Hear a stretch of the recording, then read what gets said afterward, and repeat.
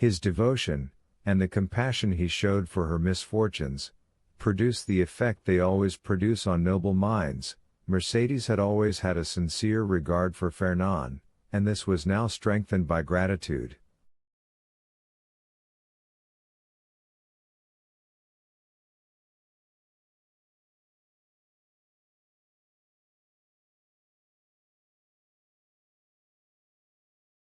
"My brother," said she as she placed his knapsack on his shoulders, "be careful of yourself, for if you are killed, I shall be alone in the world."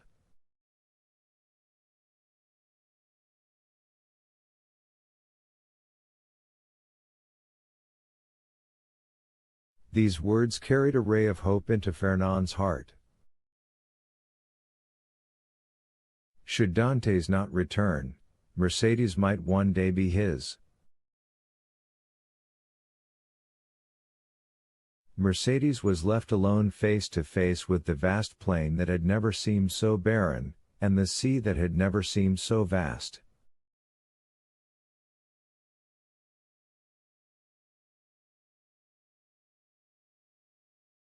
Bathed in tears she wandered about the Catalan village. Sometimes she stood mute and motionless as a statue, looking towards Marseille, at other times gazing on the sea, and debating as to whether it were not better to cast herself into the abyss of the ocean, and thus end her woes.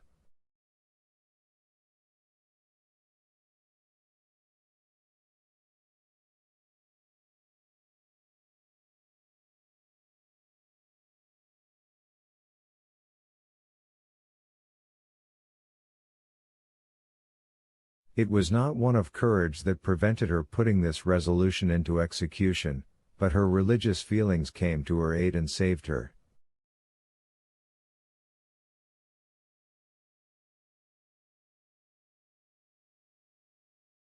Caderousse was, like Fernand, enrolled in the army, but, being married and 8 years older, he was merely sent to the frontier.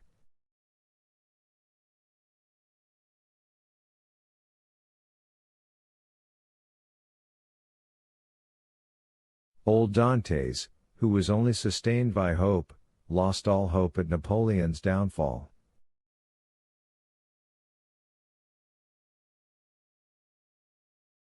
"5 months after he had been separated from his son, and almost at the hour of his arrest, he breathed his last in Mercedes' arms.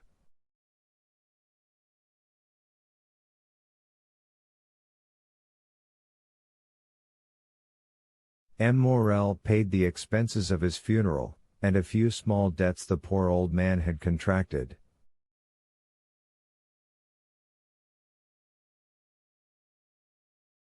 There was more than benevolence in this action, there was courage. The South was aflame, and to assist, even on his deathbed, the father of so dangerous a Bonapartist as Dantes, was stigmatized as a crime.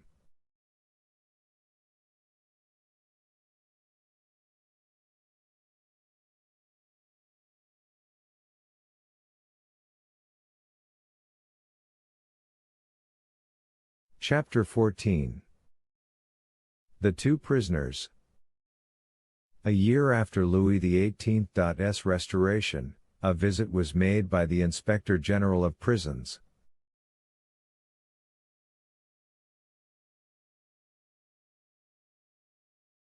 Dantes in his cell heard the noise of preparation, sounds that at the depth where he lay would have been inaudible to any but the ear of a prisoner, who could hear the splash of the drop of water that every hour fell from the roof of his dungeon.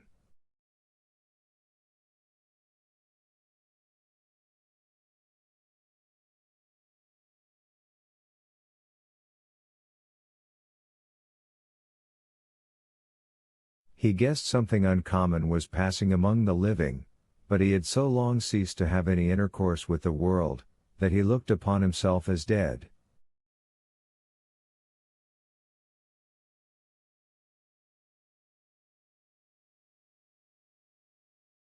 The inspector visited, one after another, the cells and dungeons of several of the prisoners, whose good behavior or stupidity recommended them to the clemency of the government.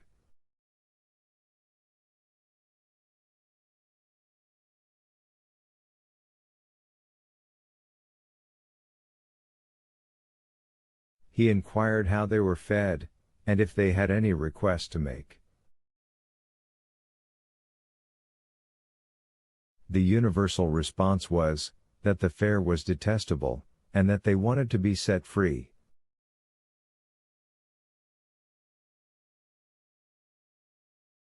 The inspector asked if they had anything else to ask for. They shook their heads. What could they desire beyond their liberty? The inspector turned smilingly to the governor. I do not know what reason government can assign for these useless visits.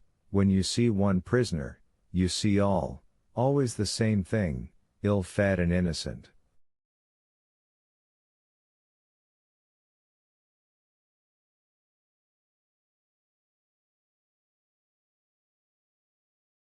Are there any others?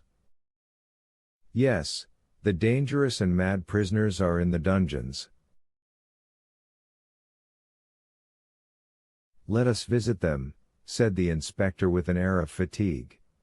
We must play the farce to the end. Let us see the dungeons.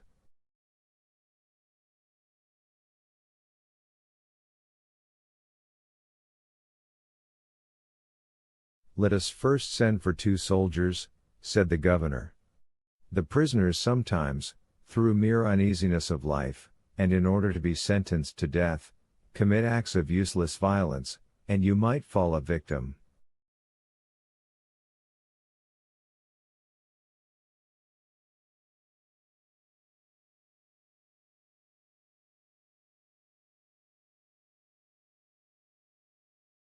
Take all needful precautions, replied the inspector. 2 soldiers were accordingly sent for, and the inspector descended a stairway, so foul, so humid, so dark, as to be loathsome to sight, smell, and respiration.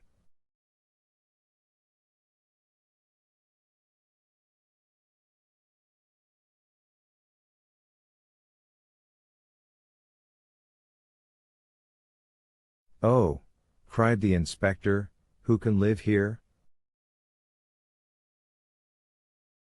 A most dangerous conspirator, a man we are ordered to keep the most strict watch over, as he is daring and resolute.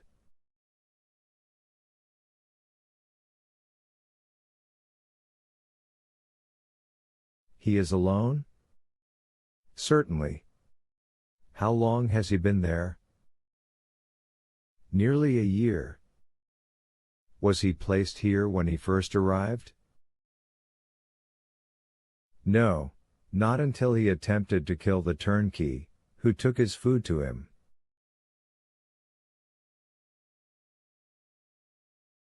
To kill the turnkey? Yes, the very one who is lighting us. Is it not true, Antoine? Asked the governor. True enough, he wanted to kill me, returned the turnkey. He must be mad, said the inspector. He is worse than that, he is a devil, returned the turnkey. Shall I complain of him? Demanded the inspector. Oh, no, it is useless. Besides, he is almost mad now, and in another year he will be quite so.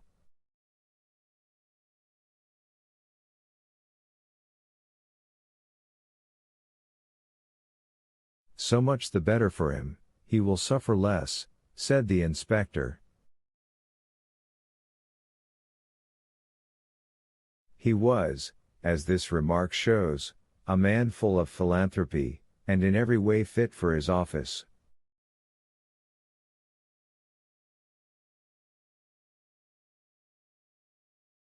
You are right, sir, replied the governor, and this remark proves that you have deeply considered the subject.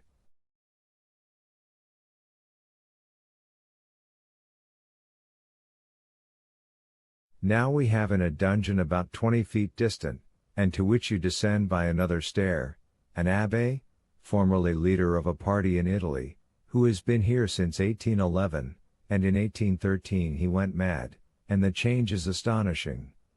He used to weep, he now laughs, he grew thin, he now grows fat.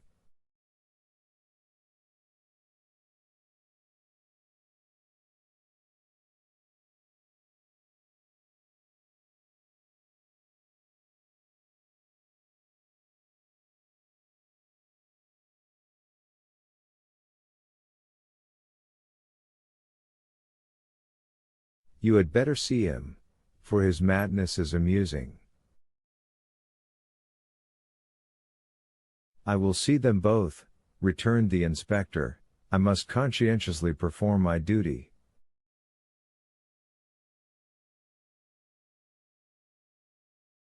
This was the inspector's first visit. He wished to display his authority. Let us visit this one first, added he. By all means, replied the governor, and he signed to the turnkey to open the door.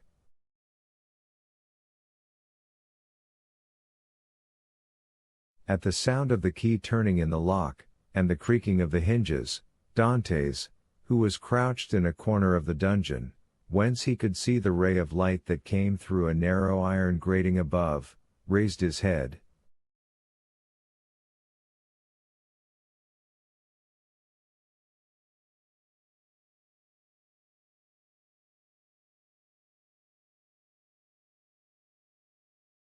Seeing a stranger, escorted by two turnkeys holding torches and accompanied by two soldiers, and to whom the governor spoke bareheaded, Dantes, who guessed the truth, and that the moment to address himself to the superior authorities was come, sprang forward with clasped hands.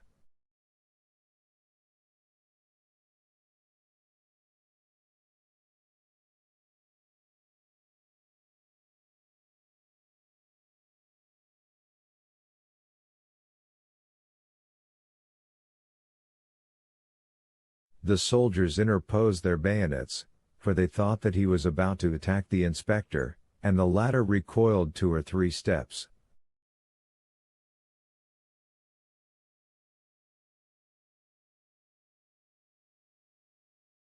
Dantes saw that he was looked upon as dangerous.